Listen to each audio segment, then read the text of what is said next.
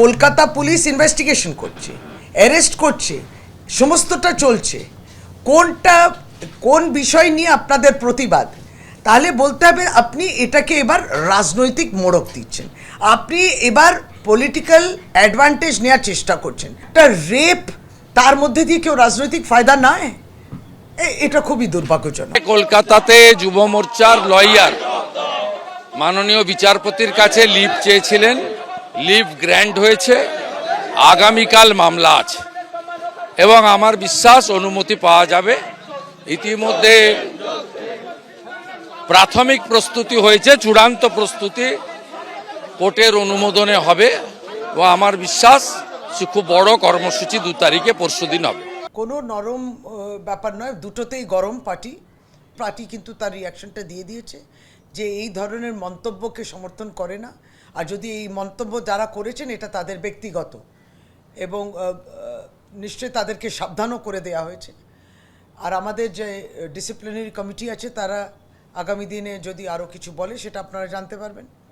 Party অখুশি এই ধরনের মন্তব্য। ক্লোজ করে দিয়েছিল সিআইডি, শাহজাহানদের, কাদের মোল্লাদের নাম বাদ দিয়ে।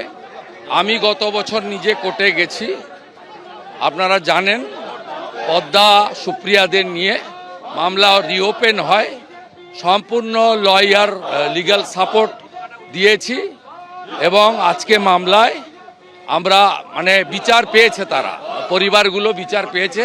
আমি খুশি, আমি এই লড়াইতে তাদের সাথ দিয়েছি বলে। তবে আমার বিশ্বাস মমতা ব্যানার্জির তার যে জিঘাংসা, প্রতিহিংসপরতা এবং চোর ডাকাত ধর্ষকদের যেভাবে তিনি সুরক্ষা দেন, সুপ্রিম কোর্টে যাবে রাজ্য সরকার। তারা ঠিক করেনি, তাদের একজন নেতৃত্ব বলবে এক এক সময় এক একটা ঘটনা নিয়ে যে সিবিআইয়ের উপরে তারা খুশি, আরেকজন নেতৃত্ব বলবে যে না তারা অখুশি। আর জিকর কাণ্ডে তারা বললো সিবিআই কিছু করলো না, প্রথমে সিবিআই দাবি করে। এই প্রতিনিয়ত পরিবর্তন হচ্ছে তাদের বক্তব্যের, প্রতিনিয়ত যদি তাদের ন্যারেটিভ পাল্টায় এর জবাব তো আমরা দিতে পারি না। তৃণমূল কংগ্রেসের স্টেট স্পন্সর গুন্ডামি, মহিলা বলাৎকার করার ব্যবস্থা, তার কারণে ওয়েস্ট বেঙ্গলের বাংলাতে লাগাতার হচ্ছে। আর ডেটাতে যদি তুলে ধরি, না এখানে তো দেখলাম দেশের মধ্যে সবচেয়ে এই পর্যায়ে আছে। আরে ভাই, এফআইআরই করতে দাও না। আমরা এত বড় টিম এসছি, বিপ্লব দেব একটা পুরো টিম নিয়ে এসছে, আমরা বলেছি, আমরা মেল করেছি, তারপর ডিজিপি এফআইআর নেয় না রেপ কেসের। তাহলে এই রাজ্যের হবেটা কি?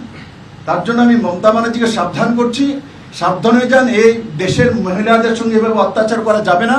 আর ভারতীয় জনতা পার্টি তার তীব্র বিরোধ করে। একটা মহিলা মুখ্যমন্ত্রী, আর মহিলাদের সুরক্ষা নেই। মহিলাদের সুরক্ষার জন্য আমরা ভারতীয় জনতা পার্টির এই টিম আদরণীয় নাড্ডাজি পাঠিয়েছেন। আর তার মধ্যে স্পষ্টতার সঙ্গে দেখা যাচ্ছে যে তৃণমূল কংগ্রেসের নেতৃত্বের কারণে, তাদের লিডারশিপের ব্যবস্থা